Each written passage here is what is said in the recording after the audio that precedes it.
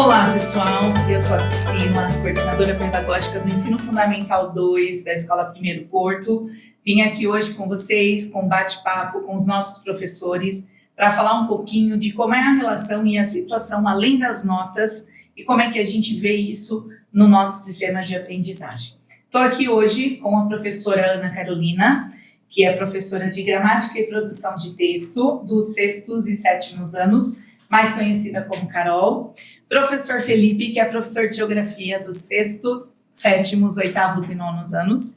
E o professor Rafael, professor de História dos 6º, 7º, 8º e 9º anos. É um prazer imenso receber vocês hoje para esse nosso bate-papo, para essa nossa conversa. Bom, vamos lá. Quero que vocês conversem um pouquinho com a gente para a gente falar sobre como são vistas as notas dos nossos alunos, além de nota, mas como um rendimento, como um aprendizado, como é que vocês veem essa situação? Podemos começar por você, professor Rafael? Podemos. No ensaio eu não era o primeiro, hein? Vamos lá. Bom, primeiramente, boa tarde a todos, né? Aos nossos ouvintes, para quem está assistindo o programa, o podcast aqui do Primeiro Porto. Muitas vezes a gente acha que somente a nota é o que vai definir se o aluno aprendeu ou não. Porém, em algumas experiências dentro da sala de aula, eu já tive algumas vivências que me deixou muito feliz e não teve nada a ver com a nota. Foi, por exemplo, eu estou trabalhando no 6º ano, vamos supor, né? Isso, na verdade, aconteceu mesmo com o 6º ano, né? Trabalhando sobre patrimônio histórico. E aí eu dou aula sobre o patrimônio histórico, falo da importância da preservação, e muitas vezes eu dou essa aula, aí acaba a aula, passa, né, vem o fim de semana, e na semana seguinte eu vou retomar a aula, e aí no começo alguém levanta a mão, algum aluno levanta a mão e fala assim: professor, eu fui passear com meus pais e eu fiquei explicando para eles sobre esse patrimônio histórico aqui da cidade. A gente ganha o dia, né, Rafa? Exatamente, é aí que eu vejo que eu estou fazendo diferença mesmo. Tudo bem, a nota é importante, mas ela não diz tudo, sabe? Às vezes, quando nós vemos aquilo que nós estamos ensinando aparecer na experiência mais genuína, assim, a criança ela não fez isso porque ela queria ganhar uma boa nota. Ela fez isso porque ela viu sentido naquilo e ela transformou aquilo para a família dela, assim. Isso me deixa muito feliz. Com certeza. E você, Carol, como você vê essa situação? Priscila, eu acredito que nós temos enraizada, né, na nossa cultura essa questão de que a nota ela é o fator decisivo de tudo. E eu acredito que não, né? Então, o nosso desafio como professores é encontrar caminhos ali dentro da nossa aula, né, das nossas vivências, como o Rafael comentou, de acreditar que aquele aluno, não é porque ele tirou uma nota, às vezes um pouquinho mais baixa, que ele não tem outras habilidades, né? Que ele não tem outras competências para serem trabalhadas. Então, prestar atenção numa leitura compartilhada é um processo de avaliação. Você pedir a participação deles durante as aulas, na resolução dos exercícios, também é uma forma de avaliar. Então, eles também precisam entender que a nota não é engessada, não é porque ele foi mal que ele não tem um caminho ainda para ser percorrido. É uma coisa única, né? Exatamente. Não Legal. É única. Muito bom. E você, Felipe, qual a sua contribuição para a nossa tarde de hoje? Olá a todos. Primeiramente, muito obrigado pelo convite. Eu vou bem na linha do que os meus colegas comentaram. E eu acho assim que sempre que a gente olha uma nota, a gente está vendo ali a pontinha do iceberg, né? Então, não é porque o aluno tem aquela nota que ele é aquele número, aquela quantificação de aprendizagem, né? Eu acredito muito no processo. Eu acredito muito nessa fala do professor Rafael, no sentido que a gente tem que dar para o conhecimento que a gente está tentando levar para aquele aluno, para que seja algo fora da sala de aula também, não seja uma coisa presa ali, aquele modelinho, lousa, caderno. Não, aquilo lá tem que ser uma formação para a vida, uma formação cidadã, genuinamente, né? Então, eu acredito muito que as notas, elas dão um parâmetro, mas de nenhuma forma elas podem condenar o processo de ensino-aprendizagem. Então, eu acho que essa troca, esse momento de observar o aluno, o que ele fez para chegar naquela conclusão, qual é a linha de raciocínio que esse aluno tem para chegar naquele determinado ponto, naquela determinada reflexão. Então, eu acho que, para além dessa nota final, para além da discussão se é aquilo ou não, o que levou o aluno a chegar naquele ponto? Eu acho que isso é um pouco difícil, muitas vezes, de quantificar, e acho que talvez seja o nosso principal objetivo, né? Desenvolver essa escada, desenvolver essa trilha, para que isso seja muito mais do que uma nota, seja um processo de engrandecimento mesmo. Bom, vocês estão vendo que os nossos professores estão aqui com muita coisa para falar para a gente, né? Então eu vou dar uma cutucada neles para saber um pouquinho mais da opinião deles em relação a isso. Carol, como é que a gente lida com o estresse, com a pressão que os alunos sofrem em relação às notas? Sabemos que a família muitas vezes cobra uma nota, os colegas cobram uma nota. Como é que a gente pode ajudar esse aluno a lidar com essa situação? Olha, eu acredito que essa pressão, né, Priscila, ela vem para o nosso lado também, porque eu, por exemplo, eu me pressiono demais, principalmente em semana de avaliação, porque quando eles estão nesse processo, a gente também se sente ali sendo avaliado, né, Sim. por eles de alguma forma. Quando você tem a certeza de que você fez um bom trabalho e você consegue tranquilizá-los e também mostrar para eles que eles também fizeram um bom trabalho no decorrer aí do bimestre, né? Eu acredito que a nossa fala ali de tranquilizar, de amenizar, de acalmar, de que deu tudo certo, que nós fizemos um excelente trabalho, eu acho que é muito importante. É bem decisivo, porque eles se sentem mais assim, confiantes. Nós passamos a confiança para eles através da nossa fala, né, da nossa postura. Sim, eu acho que é muito importante, né, a forma como o professor lida com isso com os alunos, né, tentar tranquilizar. Eu lembro que eu sempre entro na sala de aula quando vou aplicar uma prova e digo para eles, né, vamos arrumar as nossas coisas, o nosso material, respira, toma uma água, faz um pensamento positivo para você começar um processo de avaliação. Porque a nota, ela está atrás de muita coisa que o nosso aluno traz. E muita coisa mesmo. Em alguns momentos, o aluno pode não estar indo bem numa avaliação, não ter uma nota legal, mas o aprendizado fluiu para ele, como o professor Rafael falou, né? Quando o aluno traz uma coisa dizendo assim, eu lembrei desse assunto no final de semana, o professor, ele fica com o coração quentinho, né? Porque ele sabe que ele fez o papel dele. Então, nós também nos sentimos, às vezes, pressionados, né, Carol? Isso. E temos que tentar passar essa tranquilidade para os nossos alunos. Agora eu vou para o Felipe. Felipe, o que as notas conseguem mostrar?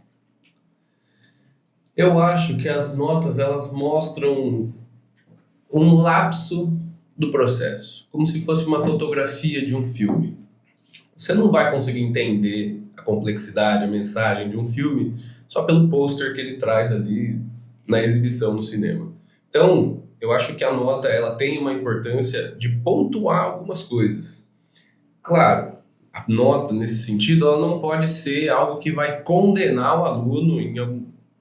Você não é bom, você não vai conseguir, ou nesse momento do ensino fundamental, né, eles ficam muito inseguros, ainda mais com os mais novos, 6º e 7º anos. Notas baixas costumam ser um baque mais forte, né? Às vezes ficam mais tristes, eventualmente choram, mas eu imagino que isso talvez seja muito mais engrandecedor do que, às vezes, uma nota alta, mas que veio de uma forma muito fácil. Sim. Então, eu acho que a nota, às vezes, para o aluno também vai servir como uma referência do que pode ser algo que ele precisa melhorar, que não necessariamente é alguma coisa que ele não gosta. Eu enfrento bastante isso dentro da geografia, de ter temas em que os alunos têm um interesse absurdo, porém na hora de desenvolver um exercício um pouco mais complexo, que pede alguma relação um pouquinho maior do que na geografia, eles dão uma leve travada e isso muitas vezes vai servir para dar um pequeno susto, né? Mas eu acho que a gente não pode focar uma visão negativa sobre a nota. Sim. Então, usar essas notas como um parâmetro do que está acontecendo e do que pode vir a acontecer. Sim, com certeza. A nota, ela está muito além daquilo que a gente quer mostrar, né? Sim. O aprendizado do nosso aluno, ele não pode, como a professora Carol disse, ser engessado. Ele tem que ser trabalhado. E a nota, ela é apenas um ponto, com certeza. O professor Rafael trabalha com o 9º ano, e aí eu te pergunto, professor Rafael, como a gente pode ajudar os nossos alunos que vão para o ensino médio para que eles estejam bem preparados para entender essas notas, que lá no ensino médio, assim, exige-se que ele tenha um bom rendimento, pensando nos vestibulares que cobram notas altas para que ele tenha uma posição melhor. Como nós podemos lidar e ajudar os nossos alunos que vão também para o ensino médio verem essas notas de outra forma? Legal.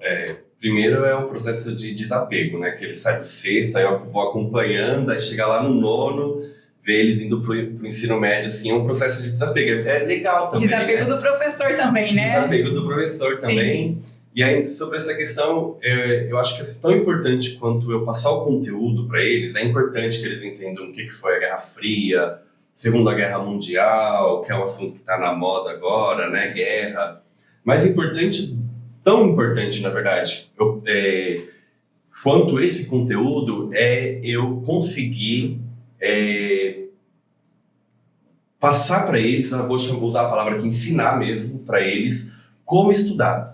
Então, assim, dar autonomia para que eles possam, a partir da experiência deles ali com a história, eles aprendam a estudar também, então eles aprendam como fazer a leitura de um documento, como eles podem fazer a leitura de um edital, de um concurso no futuro, um edital de vestibular, o que eles precisam aprender a estudar. Eu não vou ensinar para eles o conteúdo que vai cair no vestibular, mas assim, a minha ideia é que é muito importante também que eu consiga passar para eles essa minha forma que eu uso para estudar, que é o que eu tenho para ensinar, né? E que para eles no futuro isso sirva de alguma coisa, daqui a 10 anos ele for estudar para um concurso, que ele tenha uma noção de do que ele tem que prestar atenção ali no conteúdo, etc. Eu acredito que é isso, assim, mais importante do que eu fazer eles decorarem coisas é dar autonomia para que eles possam, com o próprio esforço dele, ele alcançar os resultados no futuro, né? Com certeza. E aí, Rafael, eu já vou voltar essa pergunta para você. Como é competir com o celular em sala de aula em tempos atuais? Olha, aqui a escola teve uma experiência interessante que muito antes da lei proibindo o celular, aqui já era proibido, né? Então, assim, dentro da sala de aula, eu não tenho esse problema com os alunos, mas já tive experiências em outras escolas que foi bem difícil. Mas eu acredito que a nossa maior dificuldade, nosso desafio, assim, mais difícil, é que a linguagem do celular é uma linguagem muito curta, muito rápida. E muitas vezes, certas coisas que nós temos que trabalhar, alguns assuntos, eles demandam uma complexidade, uma carga de leitura, de paciência, de sentar, estudar, fazer exercício, chegar em casa e fazer a tarefa para retomar aquele assunto, que no celular parece que é um outro mundo, né? No celular, o mundo do feed, né? Que você fica só rolando a tela, é tudo rápido, você não se apega a nada. E muitas coisas que na vida, a gente vai precisar, né? Parar, olhar, observar. Acho que é isso, assim, o celular traz essa viver de forma tudo rápido e superficial. Para mim, é a maior dificuldade. Sim. A gente tem hoje, né, a legislação do nosso lado, a nosso favor, para que o celular não fique na sala de aula. Sabemos que ele é um recurso importantíssimo para os alunos, mas vou com você, Carol. O professor, ele sempre foi o mediador dentro da sala de aula, né?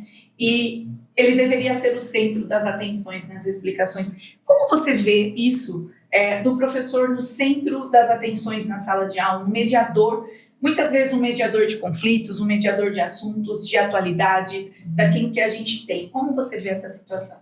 Olha, eu acredito, pelo menos nesses 16 anos em que eu atuo como professora, o professor ele já não é mais o centro, né? Eu acredito que ele é uma ponte entre o conteúdo e o aluno, né? Ele é um facilitador ali desse conteúdo para que chegue até o aluno de uma maneira mais tranquila. E no meu ponto de vista, Priscila, o aluno, ele precisa ser protagonista também, ele precisa entender que sem ele não existe essa troca, né? Sim, não existe aprendizagem, e ele tem que sair às vezes daquele lugar que ele se colocou de só ouvir, de só absorver e também fazer a parte dele se tornar protagonista da própria história. Com certeza. É uma troca, né? Exato, é uma troca. Muito importante. E nós aprendemos muito com eles também, da mesma forma que eles aprendem conosco. Então, essa troca precisa existir. Felipe, então eu jogo para você a pergunta. É difícil prender a atenção dos alunos hoje em relação do que era antigamente? Eu acho que sim, em certa medida. Muito os nativos digitais, como a gente costuma falar, né? Vão ter aí um certo apelo a esse conteúdo, como o professor Rafael já apontou, que é mais rápido, que te chama atenção de primeira, faz ali um malabarismo e já terminou, não desenvolveu nada, né? Eu acredito que em todas as áreas exista pelo menos um conjunto aqui de ferramentas digitais que pode ser utilizado para a gente tentar fisgar a atenção inicial do aluno nesse momento. Mas isso não pode ser sobre a ferramenta em si, né? A ferramenta ela vai servir ali como um pontapé inicial para a gente desenvolver aquele conteúdo. Claro, existem formas mais tradicionais e que, de certa maneira, geram o resultado que a gente espera dentro do ensino e aprendizagem, mas hoje, se a gente pode tentar inovar um pouquinho, nem que seja mostrar uma imagem, mostrar um pedacinho do funcionamento de algum fenômeno ou algum processo, para tentar enriquecer aquela discussão e trazer a atenção do aluno, eu acho que isso vale mais do que uma aula expositiva que no final, às vezes, vai ser apenas um grande monólogo. Sim. Né? Quando você desperta a atenção do aluno lá no começo, ele até pode não entender, mas o interesse dele vai fazer, muitas vezes, com que ele seja um aluno mais participativo dentro daquele tema. Então, eu acho que... Envolve ele, né? Envolve ele no processo. E quando tem esse envolvimento, começa a ter significado. Sim. E a partir desse significado, a gente vai elaborando e discutindo ali dentro da sala de aula. Sim. Mas é um pouquinho diferente, sim. Eu acho que é importante a gente deixar claro também que cada aluno é um aluno, né? Para a família também entender isso. Nós não podemos comparar as notas de 2 filhos, não podemos comparar a nota de vários alunos, porque cada um é único, né? Cada ser é único, cada aluno é único, cada filho é único, cada professor aqui presente é único, né? Vocês devem estar adorando, né, esse bate-papo com esses professores, essa equipe incrível que o Primeiro Porto tem, trazendo essas contribuições. E fica esse recado também lá em casa, né, para a família. Antes da gente criticar a nota do nosso filho, do nosso aluno, a gente tem que ver o que tem por trás disso tudo, né? Não é só a nota que mostra o aprendizado, tem muita coisa envolvida. Se a gente questionar os nossos filhos sobre um assunto que ele aprendeu na sala de aula, ele possivelmente vai falar uma infinidade de coisas e às vezes ele sentiu dificuldade em pôr na prova. Então é importante que a gente valorize o aprendizado. É assim de extrema relevância valorizar cada nota, cada desafio, cada conquista. Bom, então eu agradeço professora Carol, professor Felipe, professor Rafael por esse bate-papo que a gente teve aqui. Deixo para as famílias e para todos que estão aqui com a gente uma reflexão. Paulo Freire disse, né, que a educação ela não transforma o mundo. A educação muda as pessoas e as pessoas transformam o mundo. Que nós possamos, dentro da nossa sala de aula, fazer isso. Ajudar os nossos alunos a transformarem o mundo para que o mundo seja aquilo que nós queremos e desejamos. Foi um prazer imenso ter vocês aqui. Muito obrigada pela contribuição de vocês. E em breve a gente se encontra de novo num bate-papo aqui no podcast do Primeiro Porto. Valeu, galera!